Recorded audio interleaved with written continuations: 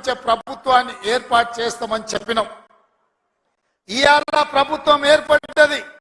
ఆ ప్రభుత్వం ఏర్పడ్డది కాబట్టి మా ప్రభుత్వం మొట్టమొదటి అభివృద్ధి కార్యక్రమం ఆనాడు మాట ఇచ్చినాం. ఇదే ఇంద్రవెల్లి అమరవీరుల స్తూపం సాక్షిగా అభివృద్ధి కార్యక్రమాలను తీసుకొని ముందుకు వెళ్తాం. ఆదిలాబాదును దత్తత తీసుకుంటాం. తప్పకుండా ఈ ప్రాంతాన్ని, తప్పకుండా ఆదిలాబాదు ప్రాంతాన్ని, ఈ అడవి బిడ్డల ప్రాంతాన్ని, ఈ అమాయకుల ప్రాంతాన్ని, ఈ ఆదివాసీల ప్రాంతాన్ని అభివృద్ధి పదం వైపు నడిపించే బాధ్యత ఇందిరమ్మ రాజ్యం తీసుకుంటదని ఆనాడు ప్రతిజ్ఞ చేసినాం. ఈనాడు అభివృద్ధి కార్యక్రమాలలో భాగంగా గూడాలకు రోడ్లు, గూడాలకు తాగడానికి నీళ్లు, నాగోబా గుడి అభివృద్ధి కోసం, అదే విధంగా ట్రైకార్ నేతృత్వంలో ఈ విద్యార్థుల చదువుల కోసం ఈ ప్రాంతంలో మనము అభివృద్ధి కార్యక్రమాలను ప్రారంభించినాం. మిత్రులారా, ఆయల్ల నేను చెప్పిన ఇంద్రవెల్లి పర్యటన ఉందన్నప్పుడు కాంగ్రెస్ పార్టీ వాళ్ళే 1981లో ఈ ఆదివాసీ బిడ్డలను పొట్టన పెట్టుకున్నారు. ఏ ముఖం పెట్టుకొని కాంగ్రెస్ నాయకులు ఇంద్రవెల్లి దర్శించుకుంటారని కొంతమంది సన్నాసులు ప్రశ్నించారు. ఆనాడు నేను ఇదే గడ్డ మీద నుంచి క్షమాపణ చెప్పిన. ఉమ్మడి రాష్ట్రంలో సమైక్య పాలనలో సీమాంధ్ర పాలకులు తెలంగాణ బిడ్డలను, ఆదివాసీ బిడ్డలను, అడవి బిడ్డలను తుపాకీ తూటాలతో నేలకు వరుగుతుంటే, వాళ్ళ రక్తం చిందుతుంటే నిస్సహాయులమై సమైక్య పాలనలో చేతులు కట్టుకొని కూర్చున్నారు కొందరు.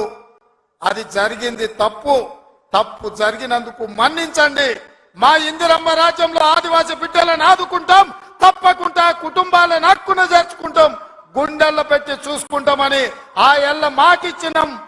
ఇయాల ఆనాడు అమరులైన కుటుంబాలకు ఇందిరమ్మ ఇండ్ల పట్టాలే కాదు, ఇండ్లు కట్టుకోవడానికి 5 లక్షల రూపాయల కుటుంబాలకు ఇచ్చి ఇయాల నాడు అమరులైన కుటుంబాలను ఇయాల ఆదుకునే కార్యక్రమం చేపట్టిన. మిత్రులారా, చరిత్రలో జరిగిన తప్పిదాలను, సమైక్య రాష్ట్రంలో ఉమ్మడి పాలనలో జరిగిన దుష్టాంతాలను సరిదిద్దడానికి శ్రీమతి సోనియా గాంధీ గారు తెలంగాణ రాష్ట్రం ఇచ్చిండ్రు.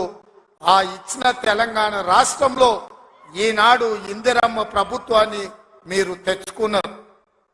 నేను అడుగుతున్నా ఈరోజు ఈ వేదిక మీద నుంచి కల్వకుంట్ల చంద్రశేఖరరావును సూటిగా, 10 సంవత్సరాలు తెలంగాణ రాష్ట్రంలో నీ ప్రభుత్వం ఉన్నది కదా, ఏనాడైనా ఈ ఆదిలాబాద్ గురించి, అడవి బిడ్డల గురించి, ఈ ఆదివాసీల గురించి, ఆనాడు ఇంద్రవల్లిలో నేల కొరిగిన ఈ అడవి బిడ్డల గురించి ఒక్కరోజైనా ఆలోచన చేసినవా?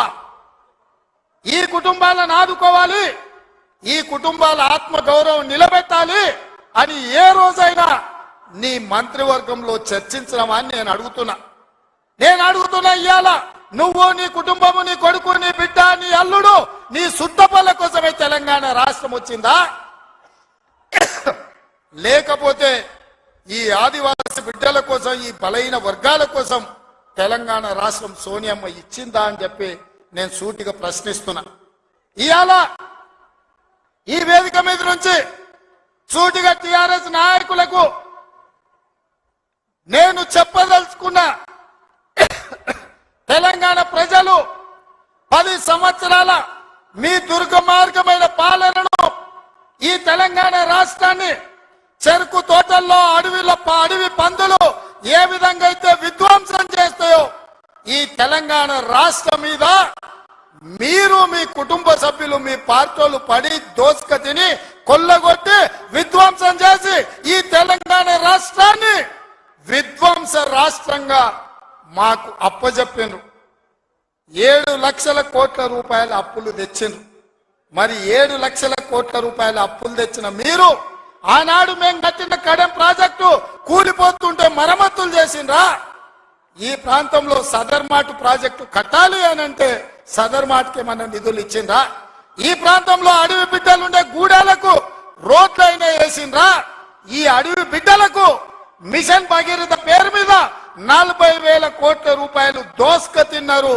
తాగడానికి మంచినీళ్ళు ఇచ్చిండ్రా? ఒకవేళ మీరు ఈ గూడాలకు మంచినీళ్ళు ఇచ్చుంటే ఇవాళ మా మిత్రుడు బట్టి విక్రమార్క గారు 60 కోట్ల రూపాయలతోని మళ్ళీ గూడాలకు తాగడానికి నీళ్లకు నిధులు ఇవ్వాల్సిన పరిస్థితి ఎందుకు వచ్చింది అని చెప్పి నేను ఆ సన్నాసి